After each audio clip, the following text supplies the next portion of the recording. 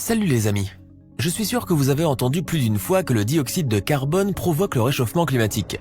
Les glaciers fondent, les températures augmentent. Mais le CO2 est un gaz incolore. Quel effet peut-il avoir s'il représente 0,15% de tous les gaz à effet de serre? Pourquoi la lutte contre le dioxyde de carbone nous est imposée au lieu de lutter contre la poussière ou par exemple avec le plastique et les ordures dont il existe déjà tout un continent sur la planète? À qui profite cela? N'hésitez pas à liker la vidéo si elle vous plaît et si vous êtes nouveau sur la chaîne, n'oubliez pas de vous abonner et d'activer la notification pour ne rater aucune de nos prochaines vidéos. On commence. Commençons par une citation du président de l'Académie américaine des sciences, Frederick Seitz. Cette déclaration a été signée par 15 000 de ses collègues scientifiques. Il n'y a aucune preuve scientifique convaincante que les émissions anthropiques de dioxyde de carbone, de méthane ou d'autres gaz à effet de serre provoque ou peut provoquer un réchauffement catastrophique dans un avenir prévisible de l'atmosphère terrestre et la destruction de son climat. Et voici une citation du groupe d'experts intergouvernemental de l'ONU. L'influence humaine a été la principale cause du réchauffement observé depuis le milieu du XXe siècle. Lequel a raison? Allons-y dans l'ordre. Le climat est vraiment en train de changer. Depuis le début du siècle, la température moyenne de l'air a augmenté de 0,74 degrés. Mais le climat a changé tout au long de l'histoire de l'existence de la Terre. Il y avait un optimum climatique médiéval au cours duquel, pendant 300 ans, dans les latitudes polaires de la Norvège, il était possible de semer des céréales. En Écosse, on cultivait le raisin.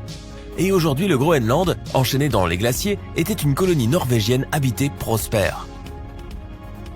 Il y avait aussi le soi-disant petit âge glaciaire. En 1438, des loups du bois de Boulogne sont descendus dans les rues de Paris pour se protéger du froid. Et en Russie, dans les années 1600, la neige est tombée plusieurs années de suite dans la partie européenne du pays, en septembre.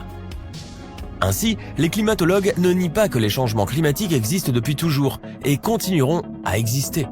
Mais ils nient le mythe du réchauffement climatique.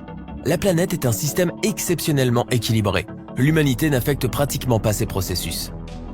La température n'augmente pas en raison de l'augmentation de la concentration de CO2 dans l'atmosphère, mais le dioxyde de carbone augmente parce qu'il est devenu plus chaud. C'est un fait scientifique prouvé à la suite d'études de carottes de glace en Antarctique par des spécialistes de l'Institut des mines de Saint-Pétersbourg. Lors du forage de la calotte glaciaire de la station Vostok en Antarctique, la teneur en CO2 des bulles d'air trouvées dans la masse de glace a été mesurée. Les mesures ont montré que la température a d'abord changé et seulement après 500, 600 ans, la concentration de CO2. Pourquoi exactement 500-600 ans? Pendant ce temps, la couche supérieure de l'océan mondial est complètement mélangée, dans laquelle le dioxyde de carbone est 90 fois plus important que dans l'atmosphère.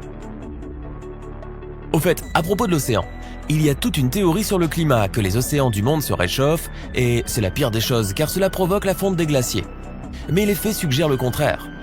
Il existe un système mondial Argo. Il se compose de 3341 bouées avec des capteurs à des profondeurs allant jusqu'à 100 mètres. Elles sont directement connectées à des satellites spéciaux. Ce système couvre tous les océans de la Terre de manière assez uniforme. Les capteurs montrent une baisse généralisée de la température. Mais si l'océan est un accumulateur géant et que les changements y sont extrêmement lents, à savoir des dizaines et des centaines d'années, et s'il a déjà commencé à se refroidir, de quel réchauffement peut-on parler? Au contraire, il est temps de se préparer plutôt pour une vague de froid. Et pour clore la question des océans, nous citerons le fait suivant. Le dioxyde de carbone émis par l'homme n'est pas inerte, il ne s'accumule pas dans l'atmosphère. La moitié est absorbée par l'océan et une partie est bénéfique à la masse verte des plantes. Le CO2 est en fait bon pour la planète.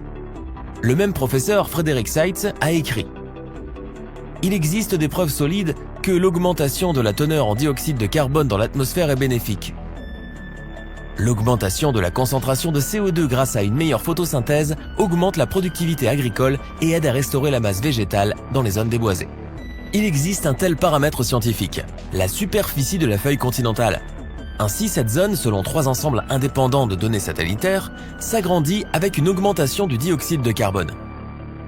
Et donc, revenons à la vague de froid. En 2018, des alligators de Caroline du Nord étaient gelés dans la glace. La côte est de l'Amérique du Nord a connu un hiver dur. Dans le sud des États-Unis, le froid a provoqué le gel et la chute des iguanes des arbres. L'hiver 2019 est devenu un record dans l'histoire des États-Unis. avec des gelées inférieures à 40 degrés. Venise, Niagara, État du Maine, Londres, en hiver le tableau est le même partout. À la demande officielle du président de la Fédération de Russie concernant le réchauffement climatique, l'Académie des sciences de la Fédération de Russie a répondu qu'il n'y avait aucune base scientifique pour diagnostiquer la nature anthropique du réchauffement. L'Académie des sciences des États-Unis, s'adressant à tous les présidents, a déclaré la même chose. Mais bon, si l'Académie des sciences, la Russie et les États-Unis sont contre, alors à qui profite la promotion de l'histoire de l'humanité maléfique, à cause de laquelle la planète a commencé à faire de la fièvre? Depuis le début des années 90 du siècle dernier, le monde a eu l'idée de créer un marché de vente de droits sur la pollution de l'environnement par le dioxyde de carbone. Évidemment, car après tout, il n'y a rien de plus rentable que le commerce aérien.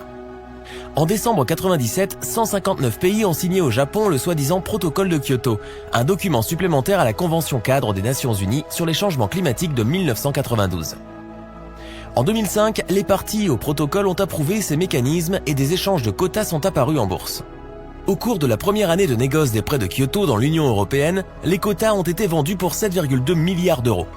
Les acheteurs étaient des entreprises et des États qui dépassaient les quotas de pollution fixés par le protocole de Kyoto. Et les États qui ont effectivement réduit leurs émissions, et même les entreprises ayant des permis d'émissions excédentaires, ont reçu des crédits carbone avec le droit de les revendre. Les experts estiment que ce marché est le plus grand au monde. Son volume est d'environ 2000 milliards de dollars. En 2006, un film documentaire, An Inconvenient Truth, est sorti aux États-Unis.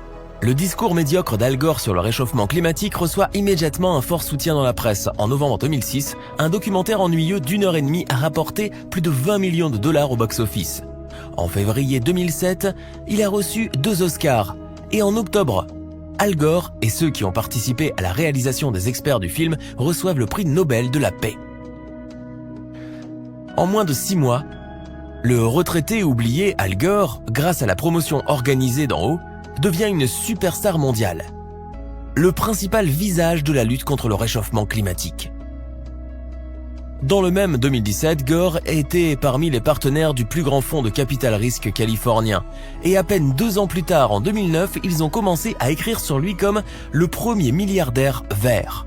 Parce que les investissements du fonds dans les énergies alternatives ont reçu de forts soutiens du gouvernement. La même année, en 2009, avant la prochaine réunion à Copenhague sur les questions du réchauffement climatique, les hackers postaient des informations sur les réseaux. En effet, les données climatiques étaient perverties. Tout ce qui ne confirmait pas la théorie du réchauffement climatique était détruit. À cause de ce scandale majeur, l'accord de Copenhague n'a pas été signé. Il a fallu attendre que le scandale soit oublié au moins un peu, et après un certain temps, ils ont commencé à préparer l'accord de Paris. Cependant, les méthodes de manipulation n'ont pas changé. Des bénévoles américains ont vérifié les thermomètres américains et il s'est avéré que 90% d'entre eux sont situés dans des endroits avec des sources de chaleur. En Russie par exemple, sur 400 stations météorologiques, seules 12 étaient incluses dans le réseau mondial qui était situé dans les grandes villes et les aéroports. Vous n'avez pas besoin d'être un scientifique pour comprendre qu'il fait 2-3 degrés de plus à Moscou que dans n'importe quel village près de Moscou. Le professeur Frederick Singer, chef du service météorologique de l'État américain, le plus haut responsable dans ce domaine, a déclaré « L'hypothèse selon laquelle le changement climatique est une conséquence de l'activité humaine peut être envisagée sur la base de données falsifiées. » Le Dr John Bate, un scientifique de premier plan à la National Oceanic and Atmospheric Administration, et un homme à la réputation absolument irréprochable, a déclaré que son bureau avait délibérément perverti les rapports en exagérant l'impact des influences anthropiques sur le réchauffement climatique afin d'influencer l'accord de Paris sur le climat. Monnaie. Plus de 150 milliards de dollars sont dépensés chaque année dans le programme de lutte contre le réchauffement climatique. Avec ces fonds, il aurait été possible de résoudre les problèmes du développement du tiers-monde, de l'écologisation des villes et de la pollution plastique. Les amis, ce sera tout pour aujourd'hui. Likez, abonnez-vous à la chaîne et à bientôt!